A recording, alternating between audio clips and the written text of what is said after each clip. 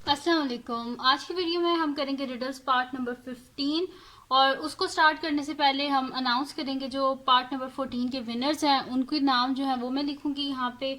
और उससे भी पहले अगर आपने मेरा चैनल सब्सक्राइब नहीं किया तो उसको सब्सक्राइब कर दीजिए और बेल आइकन को लाजमी प्रेस कर दीजिएगा ताकि आपको न्यू आने वाली वीडियोस के बारे में पता चल सके। और जल्दी से मेरे सब्सक्राइबर्स जो हैं उनको आप 11K कर दें, जस्ट 40 जो हैं वो रह गए हैं। तो जो है वो जल्दी से आप उसको 11K कर दें और 11K के बाद इंशाल्लाह मैं second question and answer video बनाऊंगी। तो स्टार्ट करते हैं जी रिडल्स पार्ट नंबर 14 के विनर्स को। तो फर्स्ट रिडल जो है इसका सबसे पहले आंसर जो है वो फरा ने किया था, तो मैं यहाँ पे लिख देती हूँ फरा का नेम। फरा और इनका नेम जो पूरा था वो ये था, लेकिन मुझे सही आप प्रोनाउंसिएशन इसकी बता दीजिएगा क्योंकि मैं अभी नहीं कर रही, क्योंकि फिर किसी का नेम है अगर गलत हो जाए तो गलत बात होती है। अच्छा, सेकंड जो रिडल है इसका सबसे पहले आंसर जो है वो किया था इशल ने, तो मैंने आपका नेम लिख दिया।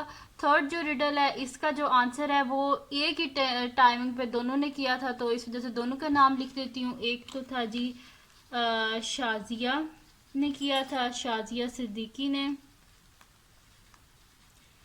तो ये मैंने आपका नेम लिख दिया है। और सेकंड जो थी उन्होंने किया था जी मिनल ने, मिनल अरशद। ठीक है जी। और इनकी आईडी का नेम है ईटो एंड प्लेटो। ठीक है, तो ये हो गया, इन दोनों के नेम भी मैंने लिख दिए। तो कंग्रेचुलेशन आपको फरा को, ईशल, शादिया एंड मिनल के आप लोगों ने सबसे पहले जो है वो रिप्लाई किया था। फोर्थ जो रिडल है इसका सबसे पहले आंसर जो है वो किया था रायान सलीम ने, तो ये मैंने आपका नेम भी लिख दिया रायान।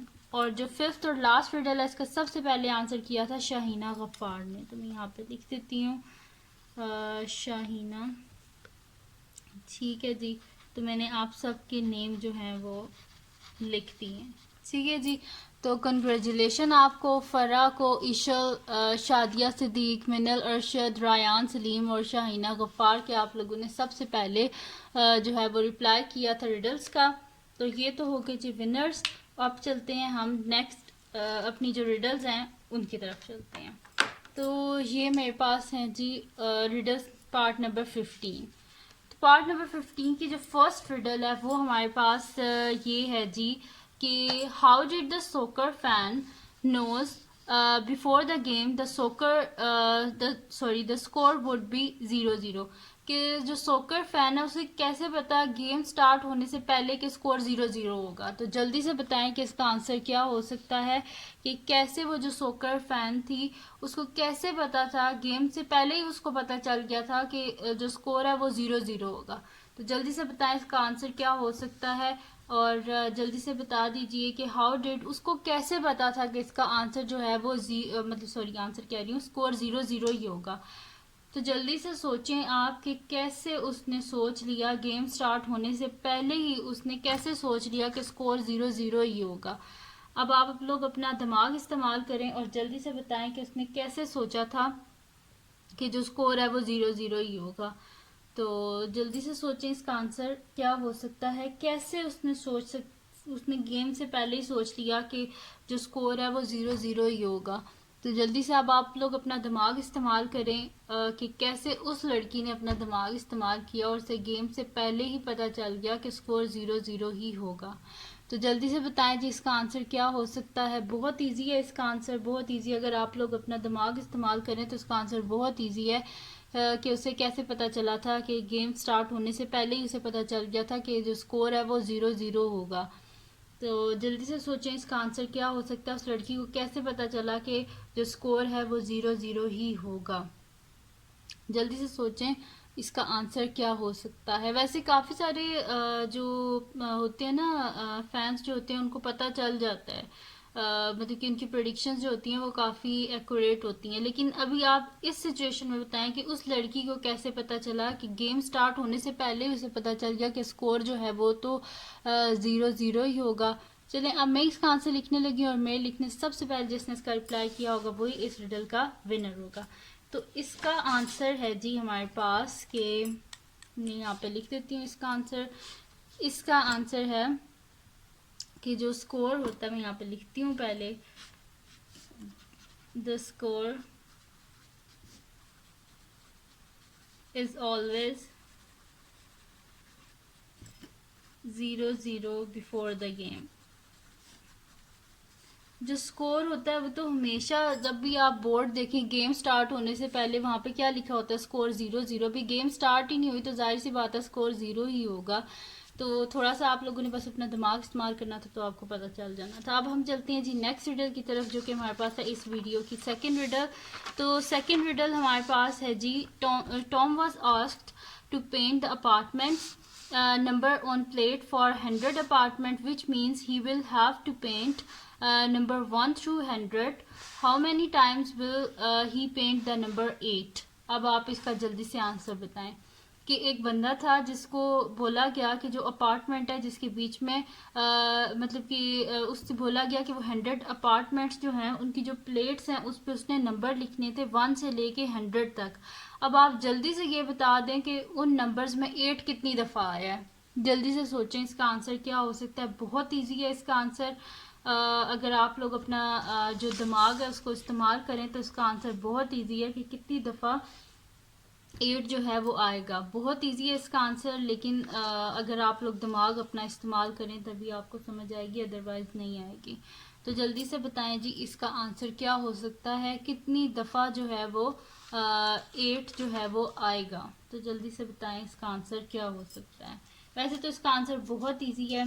अगर आप लोग जो है अपना सही से दिमाग इस्तेमाल करें तो इसका आंसर बहुत ईजी है कि कितनी दफ़ा जो है वो 8 आएगा। तो जल्दी से बताएं इसका आंसर क्या हो सकता है।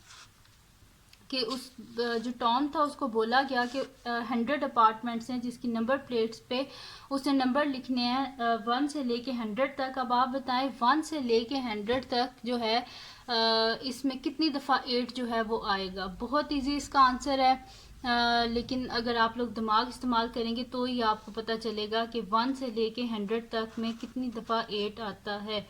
तो जल्दी से बताएं जी इसका आंसर क्या हो सकता है कि टॉम ने कितनी दफ़ा 8 को लिखा होगा।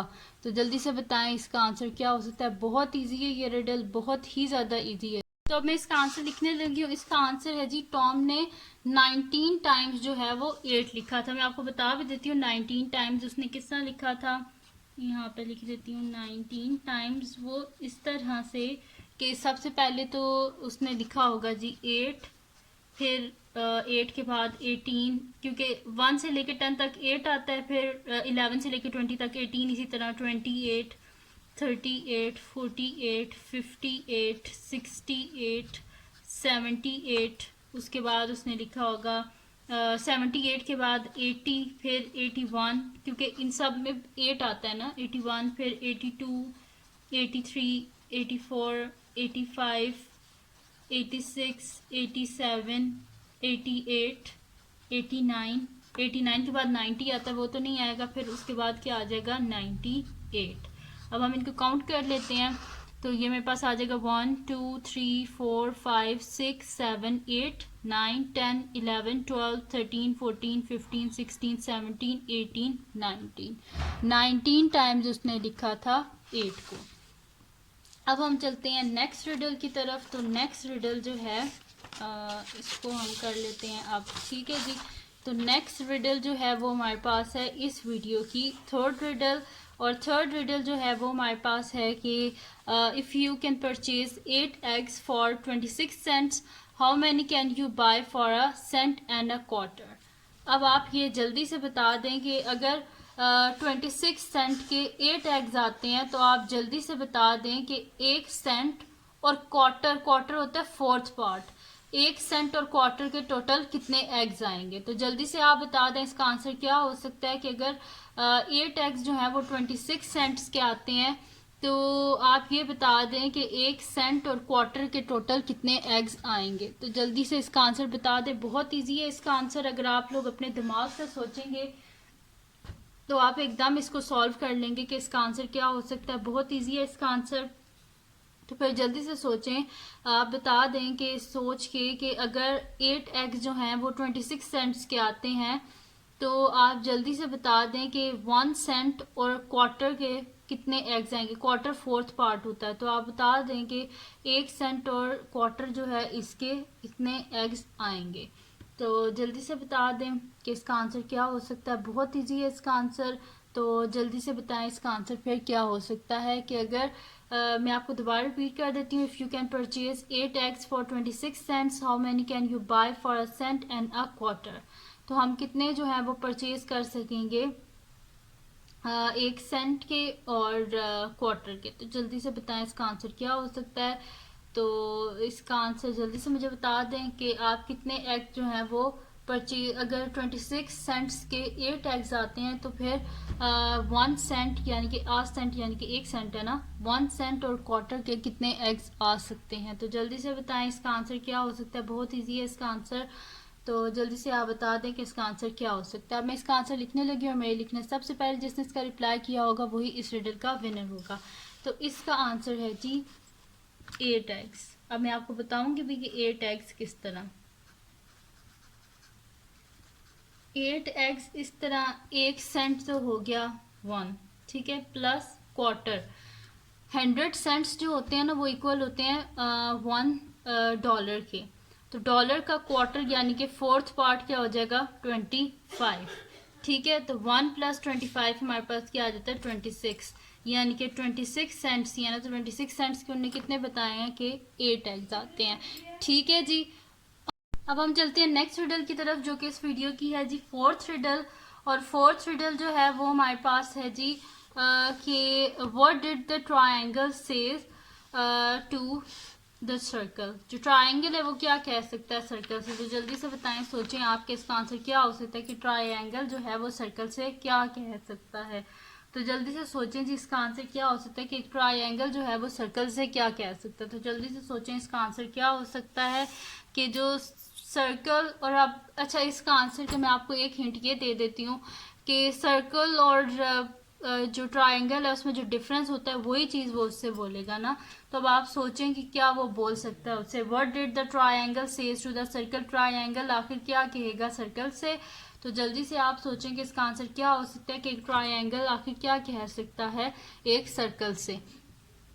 तो जल्दी से सोचें कि इसका आंसर क्या हो सकता है कि एक ट्रायंगल क्या कहेगा एक सर्कल से। तो अब आप इसका डिफरेंस देख लें कि सर्कल जो होता है वो अच्छा इसका आंसर जो है, अब मैं अगर सेंटेंस बोल देती तो आपको एकदम पता चल जाता। तो वैसे आप खुद सोचें, फिर मैं बाद में इसका एक हिंट दूंगी तो आपको ज़्यादा बेहतर पता चल जाएगा। तो जल्दी से बताएं कि एक जो सर्कल है वो आखिर क्या कह सकता है, सॉरी एक जो ट्रायंगल है आखिर वो क्या कह सकता है एक सर्कल से।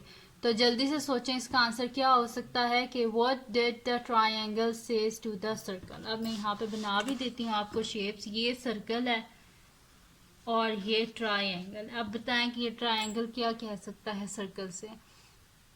शेप्स इनकी आपके सामने है तो शेप्स के लिहाज से कुछ बोलेगा ना। तो जल्दी से बताएं कि ट्रायंगल क्या कह सकता है सर्कल से।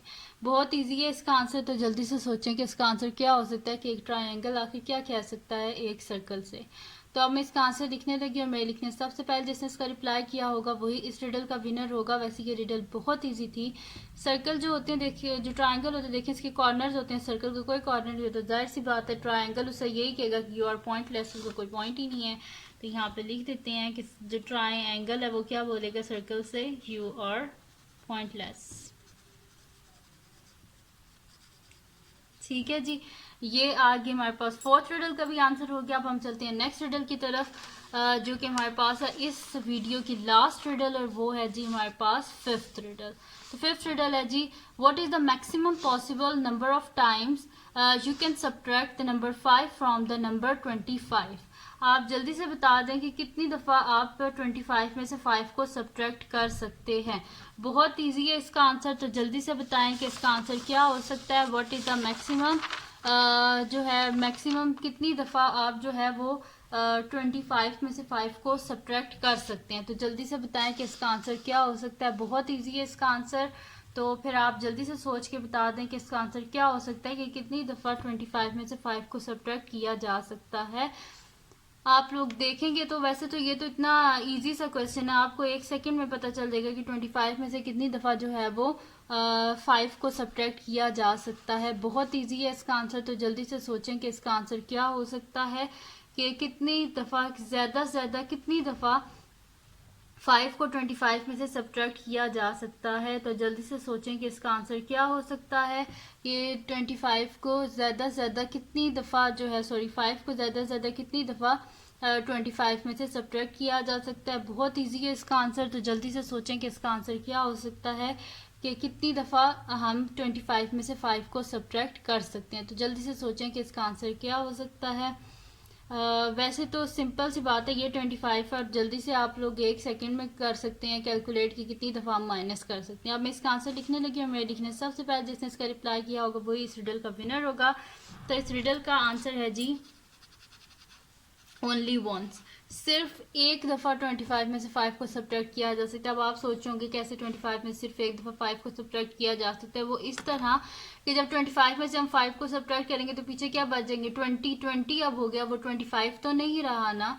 तो इस वजह से 25 में सिर्फ एक दफ़ा जब हम 5 को माइनस करेंगे तो 20 हो जाएगा, वो 20 हो गया, वो 25 तो नहीं रहा ना।